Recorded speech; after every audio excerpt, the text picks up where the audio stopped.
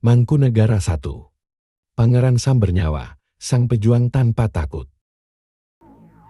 Kanjeng Gusti Pangeran Adipati Arya Mangkunegara I memiliki nama lahir yaitu Raden Mas Said, adalah pendiri Kadipatan Mangkunegara, sebuah negara monarki di Pulau Jawa dan merupakan pahlawan nasional Indonesia. Memiliki nama julukan sebagai Pangeran Sambernyawa oleh Nicholas Harting selaku perwakilan Gubernur VOC untuk Pantai Timur Jawa, karena di dalam berbagai pertempuran, Raden Mas Said nyaris tidak pernah kalah dan selalu membawa kematian bagi musuh-musuhnya. Selain itu, bila mana dicermati, dimanapun tempat termasuk Pura Mangkunegara, tidak akan dijumpai suatu gambar yang melukiskan wajah Mangkunegara I. Hal ini dikarenakan, sesuai wasiat beliau, yang tidak ingin dilukis atau digambar, untuk menghindari pengkultusan pribadi. Sehingga, beliau berpesan kepada seluruh anak cucu, maupun kawulanya, agar jangan ada yang menggambar tentang dirinya. Sehingga di lingkup Pura Mangkunegara, tidak akan terdapat gambar beliau. Sebagai gantinya, beliau cukup dilukiskan secara simbolis dengan tulisan MN dalam bingkai Surya Sumirat.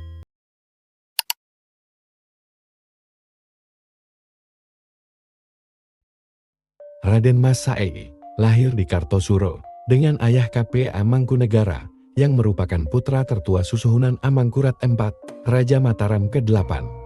Dengan demikian, sebenarnya beliaulah yang memiliki hak sebagai pewaris tahta.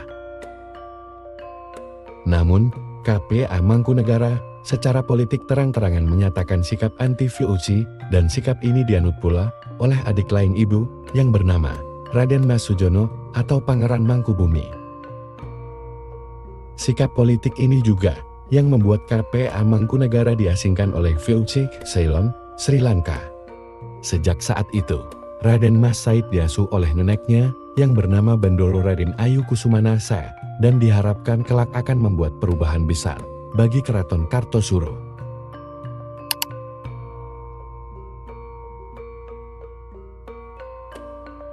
Perjuangan Raden Mas Said dimulai dengan pemberontakan di Keraton Kartosuro pada 30 Juni tahun 1742 yang dipimpin oleh Raden Mas Garendi yang juga disebut Sunan Kuning, yang mengakibatkan tembok benteng Keraton Kartosuro setinggi 4 meter itu roboh. Susuhunan Pakubuwono II, Raja Mataram ketika itu, menyelamatkan diri dengan mengungsi ke Ponorogo. Waktu itu, Raden Mas Said masih berumur 19 tahun. Beliau bergabung bersama-sama untuk menuntut keadilan dan kebenaran atas harkat dan martabat rakyat Mataram yang ketika itu tertindas oleh VOC dan rajanya sendiri, Susuhunan Pakubuwono II. Kemudian mereka menggempur Keraton Kartosuro yang dianggap sebagai kerajaan boneka dari Belanda.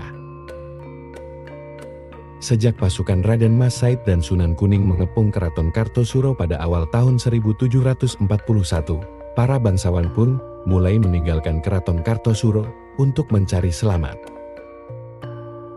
Raden Mas Said juga membangun pertahanan di Randulawang, sebelah utara Surakarta, dan bergabung dengan Laskar Sunan Kuning dalam melawan VOC. Raden Mas Said diangkat sebagai panglima perang, bergelar Pangeran Prangwadana. Dengan bantuan Belanda, seluruh pasukan pemberontak bisa diusir dari Keraton Kartosuro. Lalu 6 bulan kemudian, Susuhunan Pakubuwono II kembali ke Kartosuro, tetapi mendapatkan istananya telah rusak parah. Susuhunan Pakubuwono II kemudian memerintahkan untuk pindah tempat dari Kartosuro ke Desa Sala atau Solo atas petunjuk para pujangganya. Namun, kebijakan raja dalam meminta bantuan asing itu jelas tidak gratis dan harus dibayar mahal dengan wilayah pantai utara, mulai Rembang, Pasuruan, Surabaya dan Madura, harus diserahkan pada VOC. Selain itu, setiap ada pengangkatan pejabat tinggi di keraton, wajib mendapat persetujuan dari VOC terlebih dahulu. Sehingga posisi raja tak lebih dari landman atau peminjam kekuasaan Belanda. Ketika itu, Pangeran Mangkubumi menyatakan ikut memberontak Belanda dan bergabung dengan Laskar Raden Mas Said. ia memilih bergerilya melawan Belanda di pedalaman yang kini bernama Yogyakarta. Raden Mas Said menikah dengan Raden Ayu Kusuma Matahati, putri dari Kai Kasan Nuriman. Lalu pada usia 22 tahun, dinikahkan lagi untuk kedua kalinya dengan Raden Ayu Inten, yang kelak bernama Kangjeng Ratu Bendoro, seorang putri Pangeran Mangkubumi.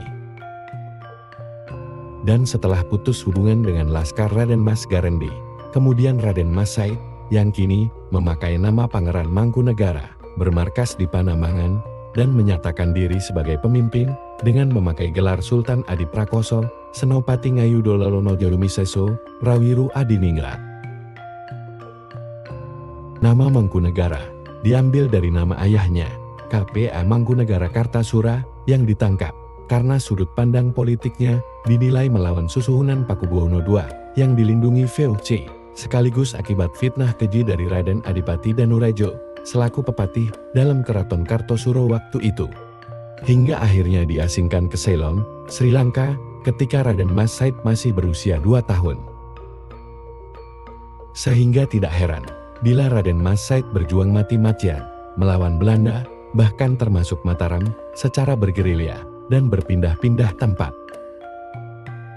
Ketika mendengar kabar bahwa Susuhunan Pakubuwono II wafat, Raden Mas Said menemui Pangeran Mangkubumi yang berada di Banarang dan meminta mertuanya itu menjadi Raja Mataram sebelum pengangkatan raja dari putra Pakubuwono II.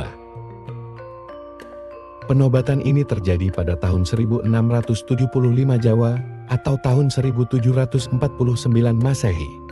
Raden Mas Said atau Pangeran Mangkunegara diangkat sebagai Panglima Perang dan istrinya, Raden Ayu Inten, diganti namanya menjadi Kanjeng Ratu Bendoro. Namun tentu pemerintahan Pangeran Mangkubumi yang berpusat di Banarang ini tidak diakui oleh VOC. Berbagai dinamika telah terjadi. Setelah sekian lama berjuang bersama melawan kekuasaan Mataram dan VOC, Pangeran Mangkubumi dan Pangeran Mangkunegara malah berselisih paham dan berujung konflik yang bermula dari pertempuran melawan Adipati Ponorogo yang bernama Raden Adipati Surodiningrat di Kalidemung, dan pembagian harta rampasan perang yang dinilai tidak utuh. Raden Mas Said berperang sepanjang 16 tahun melawan kekuasaan Mataram dan VOC dengan rincian tahun 1741 sampai tahun 1742 beliau memimpin Laskar Tionghoa melawan Belanda. Lalu tahun 1743 sampai tahun 1752 bergabung dengan Pangeran Mangkubumi melawan Mataram dan Belanda.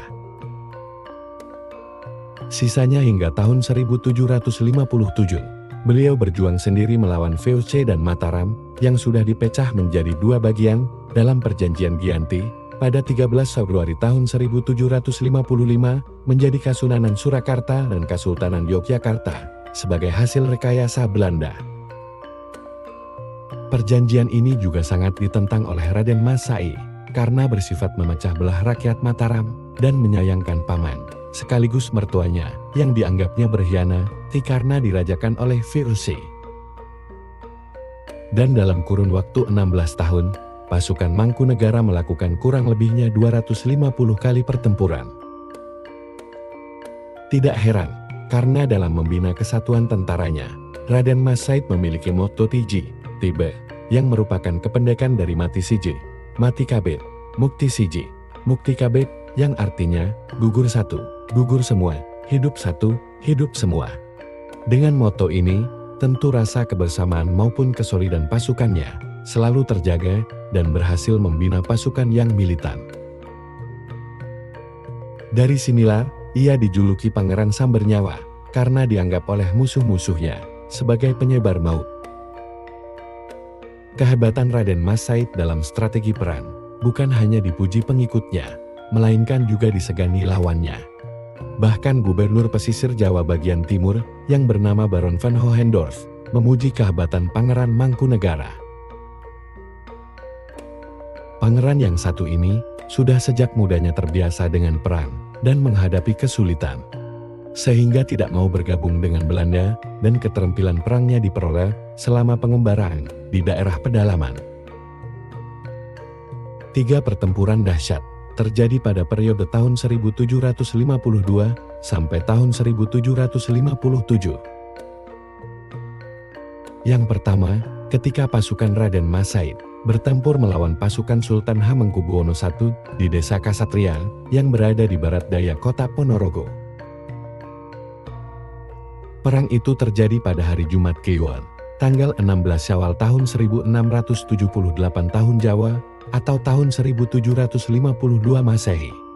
Desa Kasatria menjadi benteng pertahanan Raden Mas Said setelah berhasil menguasai daerah Madiun, Magetan, dan Ponorogo. Yang kedua, Raden Mas Said bertempur melawan dua detasemen VOC dengan Komandan Kapten Van der Pol dan Kapten Briman di sebelah selatan Rembang yang berbatasan dengan Blora, tepatnya di hutan Sita-Kepiat, melawan pasukan VOC dalam jumlah besar untuk menghancurkan pertahanan Pangeran Mangkunegara di utara. Besarnya pasukan itu dilukiskan bagaikan semut yang berjalan beriringan, tiada putus. Kendati jumlah pasukan Pangeran Mangkunegara itu lebih kecil, namun nyatanya dapat memukul mundur musuhnya, dan diklaim hanya kehilangan 3 orang prajurit tewas dan 29 orang menderita luka-luka, sementara di pihak Belanda sekitar 600 prajurit tewas. Peristiwa ini terjadi pada hari Kamis Pahing, tanggal 17 Suro tahun Wawu tahun 1681 atau 23 Oktober tahun 1755. Dalam pertempuran ini pula, Raden Mas Said berhasil menebas kepala Kapten Van der Pol dengan tangan kirinya dan diserahkan pada salah satu istrinya sebagai hadiah perkawinan. Yang ketiga, penyerbuan benteng Vredenburg Belanda dan Kesultanan Yogyakarta yang terjadi di hari Rabu Pahing, tanggal 3 Sapar tahun Jimakir tahun 1682 atau tanggal 27 Oktober tahun 1756. Peristiwa itu dipicu oleh kekalutan tentara VOC yang mengejar Raden Mas Said sambil membakar dan menjarah harta benda penduduk desa yang membuat Raden Mas Said menjadi murka. Kemudian membalik serangan kepada pasukan VOC dan Yogyakarta secara diam-diam dengan membawa pasukan mendekat ke Keraton Kesultanan Yogyakarta.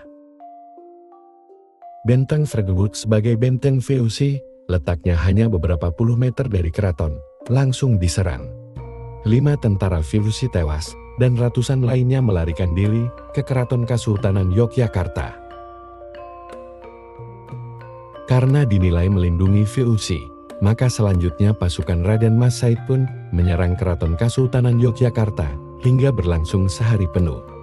Bahkan, keraton yang masih baru dan belum sepenuhnya jadi itu, sempat dibakar oleh pasukan Raden Mas Said, sehingga mengakibatkan kerusakan yang fatal. Pada waktu menjelang malam, barulah Raden Mas Said menarik mundur seluruh pasukan yang tersisa. Tak ayal, serbuan pasukan Raden Mas Said ke Keraton Kesultanan Yogyakarta ini pun mengundang amarah Sultan Hamengkubuwono I. Bahkan, ia menawarkan hadiah sejumlah uang, serta kedudukan sebagai bupati, bagi siapa saja yang dapat menangkap Raden Mas Said. Tidak hanya itu, VOC yang tidak berhasil membujuk Raden Mas Said ke meja perundingan pun menjanjikan pula hadiah sejumlah uang bagi siapapun yang dapat membunuh Pangeran Mangkunegara.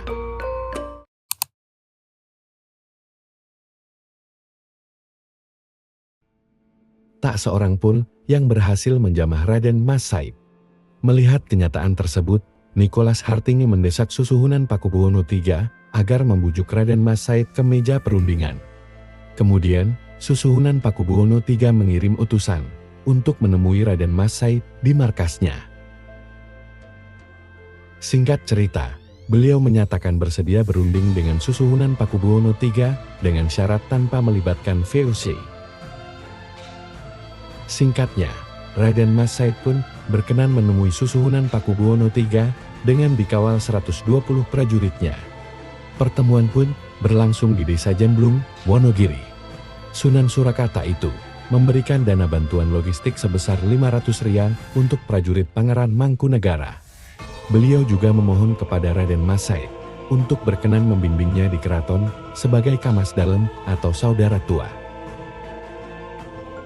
Di situ terjadilah kesepakatan damai antara Susuhunan Pakubuwono III dan Raden Mas Said yang akan diformalkan dalam Perjanjian Salatiga 17 Maret tahun 1757 nanti. Ketika mencapai harinya, Susuhunan Pakubuwono III pun menjemput Raden Mas Said di Desa Tunggon yang berada di sebelah timur Sungai Bengawan Solo. Ketika sampai di Kalicacing, Salatiga, maka perjanjian damai dimulai dengan hanya melibatkan Susuhunan Pakubuwono III, Sultan Hamengkubuwono I, dan beberapa perwakilan VOC. Di situ disepakati bahwa Raden Mas Said diangkat sebagai Pangeran Miji alias Mandiri dan berwenang memakai gelar Kanjeng Gusti Pangeran Adipati Arya Mangkunegara dengan ketentuan tidak diperkenankan membuat gampar kencono atau singgasana dari logam emas. Tidak diperkenankan membuat alun-alun dan beringin kurung, tidak diperkenankan pula membuat bangsal witono karena merupakan tempat pengambilan sumpah sebagai raja, serta tidak diperkenankan lagi membalas hutang nyawa yang sudah lalu. Raden Mas Said pun menyanggupi. Tetapi beliau juga memiliki permintaan bahwa beliau akan diperkenankan memakai busana seperti raja, walaupun tidak memakai kuluk kanigaran, dan boleh duduk sama rata dengan Susuhunan Pakubuwono III. Serta wilayah yang pernah diduduki menjadi wilayah berdaulat milik Raden Mas Said.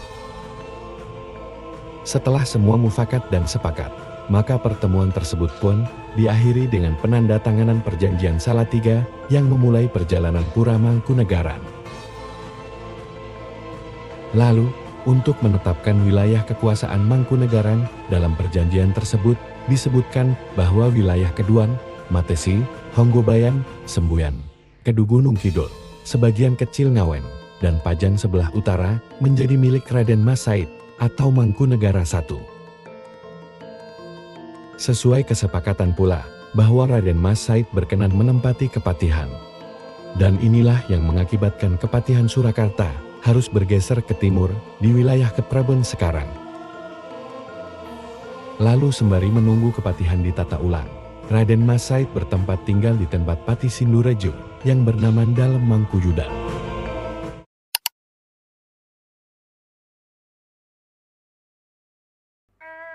Raden Mas Said atau Mangkunegara I bertahta selama 40 tahun dan kemudian wafat pada hari Senin Pon, tanggal 16 Jumadilakir tahun Jimakir 1722 atau tanggal 28 Desember tahun 1795.